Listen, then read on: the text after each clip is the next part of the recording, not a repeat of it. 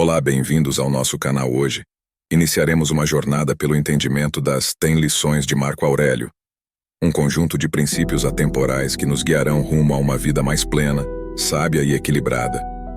Cada uma dessas lições é uma pérola de sabedoria que nos foi transmitida por um homem que enfrentou desafios extraordinários enquanto liderava um império, e ainda assim encontrou a serenidade interior. Lição número 1. Não haja como se você tivesse 10.000 anos para jogar fora. A morte está ao seu lado. Seja bom para alguma coisa enquanto você vive e está em seu poder. Não haja como se você tivesse 10.000 anos para jogar fora. Isso significa que não devemos viver como se tivéssemos uma quantidade infinita de tempo disponível. Muitas vezes, as pessoas adiam suas metas, sonhos e ações, pensando que sempre haverá tempo para realizá-los no futuro. Essa atitude pode levar a uma vida desperdiçada, cheia de arrependimentos. A morte está ao seu lado. Essa parte da frase nos lembra da inevitabilidade da morte. Ela está sempre próxima, e nunca sabemos quando ela chegará. Portanto, é crucial reconhecer que a vida é frágil e temporária. Seja bom para alguma coisa enquanto você vive e está em seu poder. Aqui, a frase nos encoraja a sermos produtivos e a fazer a diferença enquanto ainda estamos vivos e temos a capacidade de agir. Isso implica em usar nosso tempo de forma significativa, ajudando os outros, buscando nossos objetivos e contribuindo para um mundo melhor. Recupere os seus sentidos, ligue-se de volta. Isso sugere que a pessoa deve se reconectar com a realidade, possivelmente depois de ter se afastado dela de alguma forma.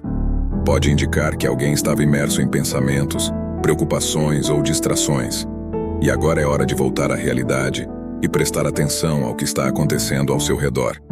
Lição número 2. Recupere os seus sentidos, ligue-se de volta e mais uma vez acorde. Agora que você percebeu que apenas os sonhos o incomodavam, veja esta realidade como você vê seus sonhos e mais uma vez acorde. Essa parte da frase pode ser uma metáfora para uma mudança de perspectiva. Assim como acordamos de um sonho para a realidade, a frase sugere que a pessoa deve acordar para a realidade de sua vida atual. Agora que você percebeu que apenas os sonhos o incomodavam, veja esta realidade como você vê seus sonhos. Aqui, a frase sugere que os problemas ou desafios que a pessoa enfrentava podem ter sido amplificados ou distorcidos, semelhantes a como os sonhos podem parecer reais e perturbadores enquanto estamos sonhando. Ao perceber que os sonhos não eram reais e que a realidade pode ser vista da mesma forma, a pessoa é incentivada a mudar sua perspectiva sobre sua situação atual. Lição número 3. Se você está sofrendo com as coisas externas, não são elas que o perturbam, mas o seu próprio julgamento sobre elas. E está em seu poder eliminar esse julgamento agora. Se você está sofrendo com as coisas externas, não são elas que o perturbam. Essa parte da frase sugere que as circunstâncias externas, como eventos, situações ou ações de outras pessoas, não são por si só a causa direta do nosso sofrimento. Em vez disso, o que nos afeta é como interpretamos, julgamos e reagimos a essas circunstâncias, mas o seu próprio julgamento sobre elas. Aqui, a frase aponta para a importância do nosso julgamento pessoal. O sofrimento ocorre quando fazemos julgamentos negativos, críticos ou perturbadores sobre as coisas que acontecem ao nosso redor. É a nossa interpretação e avaliação desses eventos que desencadeiam nossas emoções negativas. E está em seu poder eliminar esse julgamento agora. Essa parte da frase enfatiza que podemos controlar nosso julgamento e nossa reação às circunstâncias. Podemos escolher adotar uma perspectiva mais positiva, tolerante ou compreensiva em relação às situações que enfrentamos. Ao fazer isso, podemos reduzir ou até eliminar o nosso sofrimento. Lição número 4. Nenhum homem é feliz se não se considera assim. A felicidade daqueles que querem ser populares depende dos outros. A felicidade daqueles que buscam o prazer flutua com humores fora de seu controle. Mas a felicidade dos sábios surge de seus próprios atos livres. Passe então por este pequeno espaço de tempo em conformidade com a natureza e termine sua jornada contente, assim como uma azeitona cai quando está madura, abençoando a natureza que a produziu e agradecendo a árvore na qual ela cresceu. Lição número 6. Muitas vezes me perguntei como é que todo homem se ama mais do que todos os outros homens, mas dá menos valor à sua própria opinião do que a dos outros. Muitas vezes me perguntei como é que todo homem se ama mais do que todos os outros homens. Aqui, a frase começa apontando que, em geral, as pessoas tendem a cuidar de si mesmas e a valorizar sua própria felicidade e bem-estar acima dos outros. É uma reflexão sobre o egoísmo inerente à natureza humana, onde cada indivíduo naturalmente se coloca em primeiro lugar, mas dá menos valor à sua própria opinião do que a dos outros. Em contrapartida, a frase destaca que, mesmo que as pessoas se amem e priorizem seus próprios interesses, elas muitas vezes desvalorizam sua própria opinião ou intuição em favor da opinião dos outros.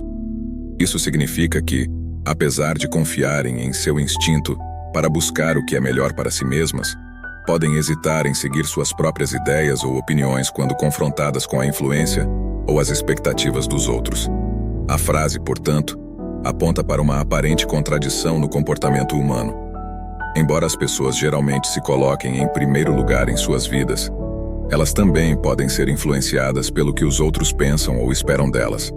Isso pode levar a situações em que as pessoas abrem mão de suas próprias opiniões, desejos ou objetivos para se conformar com as expectativas ou julgamentos alheios.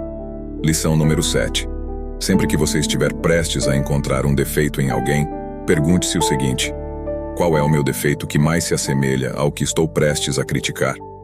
Sempre que você estiver prestes a encontrar um defeito em alguém, isso se refere ao momento em que estamos prestes a criticar, julgar ou encontrar falhas em outra pessoa. Todos nós, em algum momento, podemos ser tentados a fazer isso, seja por frustração, incompreensão ou outros motivos.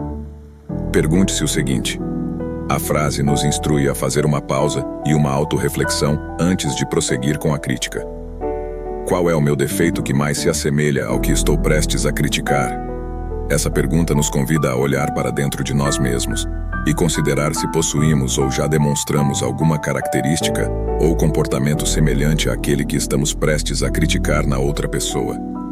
Em vez de apontar o dedo e julgar os outros, somos incentivados a reconhecer nossa própria imperfeição ou experiência em áreas semelhantes.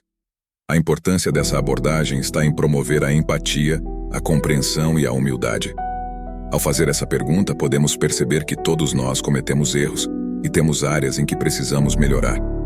Isso nos torna menos propensos a julgar os outros de maneira severa e mais inclinados a oferecer apoio, compreensão ou orientação se necessário. Lição número 8.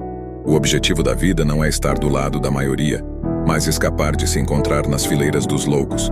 O objetivo da vida não é estar do lado da maioria. Isso sugere que seguir o caminho da maioria, agindo de acordo com as normas e expectativas convencionais, não deve ser o principal objetivo da vida. Muitas vezes a maioria segue padrões pré-estabelecidos ou faz escolhas por conformidade, em vez de autenticidade. Mas escapar de se encontrar nas fileiras dos loucos. Aqui, a frase aponta para a importância de evitar comportamentos ou escolhas que possam ser prejudiciais, irresponsáveis ou imprudentes. A palavra loucos pode ser interpretada como um termo que representa aqueles que agem de maneira irracional, impulsiva ou sem considerar as consequências. Em essência, a frase nos lembra que a verdadeira realização na vida não está em seguir cegamente a multidão, ou em aderir a comportamentos extremos, mas em encontrar um equilíbrio saudável entre a autenticidade e a responsabilidade. Significa que devemos buscar nossos próprios valores e objetivos, mesmo que isso signifique se destacar da maioria, ao mesmo tempo em que evitamos ações imprudentes ou extremistas que possam nos prejudicar ou prejudicar os outros. Lição número 9. A primeira regra é manter o espírito imperturbável. A segunda é olhar as coisas de frente e saber o que são. A primeira regra é manter o espírito imperturbável.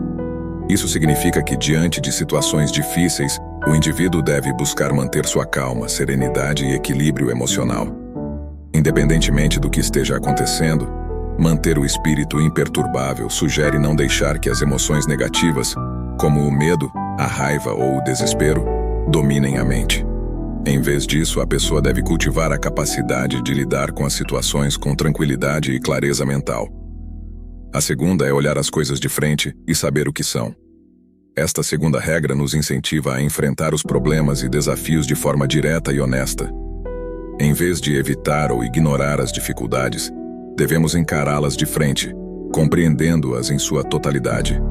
Isso implica em buscar uma compreensão profunda das situações, identificar suas causas e efeitos, e adotar uma abordagem realista para resolvê-las. Em conjunto, essas duas regras sugerem uma abordagem equilibrada para lidar com os problemas da vida. Primeiro, controlar nossas emoções e manter a calma para que possamos tomar decisões mais racionais e eficazes.